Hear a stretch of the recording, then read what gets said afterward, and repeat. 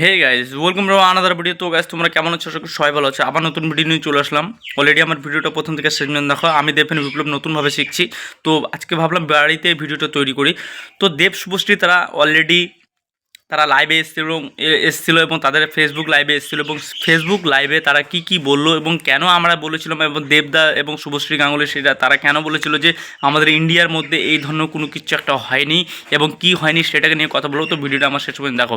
তারা যে লাইভে এসেছিলো ফার্স্ট টাইম, তারা যে এই যে তাদের যে টলিউড ইন্ডাস্ট্রির যে জার্নি, দেবদার 20 বছর এবং শুভশ্রী দি তার 18 বছর না 16 বছর হচ্ছে, কিন্তু তাদের যে একটা জার্নি এবং এই জার্নিতে টলিউড ইন্ডাস্ট্রি এই ধরনের যে লাইভে এসে কোনো নায়িকার সঙ্গে দেবদা কিন্তু কোথাও এইভাবে কোনো ইন্টারভিউ করেনি এবং ফার্স্ট টাইম তাদের যে লাইভে এসে ফেসবুকে এই ধরনের এত বছর পর যে তারা লাইভে এসে যে এইভাবে ইন্ট্রোডিউস করছে এবং এই শ্রামাকে নিয়ে যে তাদের যে বলছে এবং তারা যে বলছে আমাদের ফ্যানেদের মধ্যে যে আমাদের জন্য তারা নাকি দ্বিতীয়বার করে আবার ফিরছে এবং এই সিনেমা যে ফিরছে তারা যে এই সিনেমা যে কতটা ভালো হবে, রোম্যান্স কিং এবং এটাতে অ্যাকশন এবং রোমান্টিক থ্রিলার হবে এই ধরনের কথা বলছে তারা। কিন্তু এখানে বিভিন্ন ধরনের কথা হয় এবং এখানে দেখে এদের কথা শুনে বোঝা যাচ্ছে এবং তারা যে এত সুন্দর প্রমোশন। এখনও দেখো তোমরা একটা কথা বলো যে দুর্গাপুজো এখনও কত দিন দেরি আছে এবং এই সিনেমাটাকে নিয়ে এখন থেকে শুরু হয়ে গেছে প্রমোশন।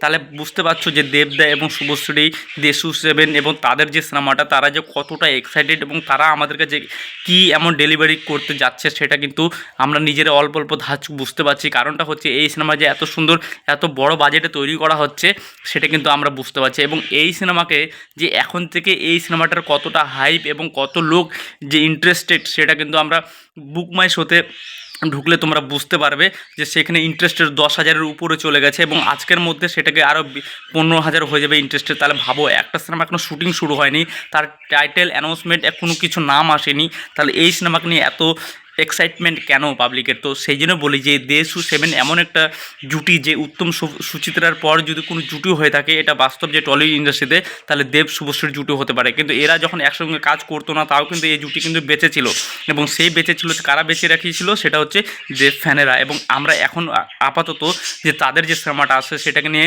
তারা যে একটা প্রমাণ দেখাতে চাচ্ছে এবং এই সিনেমার অলরেডি পুজো দেরি আছে তাতেই কিন্তু বুক মাই শোতে চলে এসছে এবং বুক মাই শোতে সবাই first day first show ticket কাটছে। তা আমরা ভাবতে পারছো আমাদের ইন্ডিয়ায় আমাদের এই ইন্ডিয়াতে কোনো দিনে এই ধরনের যে রিলিজ হওয়ার আগে এই ধরনের টিকিট সেল এবং রিলিজ হওয়ার আগে এত বিভিন্ন জায়গাতে অলমোস্ট ফুল হয়ে যাচ্ছে এবং বিভিন্ন জায়গাতে টিকিটের শো দেওয়া হচ্ছে এবং সেখানে টিকিট কাটছে। তাহলে ভাবো যে তোমরা আল্লু অর্জুন, প্রভাস এবং অন্যান্য যারা নায়করা আছে সাউথ ইন্ডিয়ান এবং বিভিন্ন জায়গার ইন্ডিয়ান, তারা কিন্তু এই ধরনের কোনোদিনও এইভাবে কোনোদিনও রেকর্ড ঘটায়নি এবং সেটা আমাদের টলিউড ইন্ডাস্ট্রি মেগাস্টার দেবদা সেই রেকর্ডটা ঘটাচ্ছে। কারণ দেবদা বলেছিল যে আমাদের ইন্ডিয়াতে এই ধরনের কোনো কিছু হয়নি, সেটা আমরা করতে যাচ্ছি। তো সেটাই দেবদা করেছে, যেটা ইন্ডিয়াতে কোনোদিনও হয়নি সেটা আমাদের টলিউড ইন্ডাস্ট্রি মেগাস্টার দেবদা সেটা করছে এবং সেটা বুক মাই শোতে টিকিট অলরেডি চলে এসছে। তোমাদের পার্শ্ববর্তী হলে যদি শো দেওয়া থাকে অবশ্যই এখন থেকে তোমরা এই টিকিটগুলো কাটো। কারণটা হচ্ছে দেবদা এবং শুভশ্রী দি এবং অন্যান্য যারা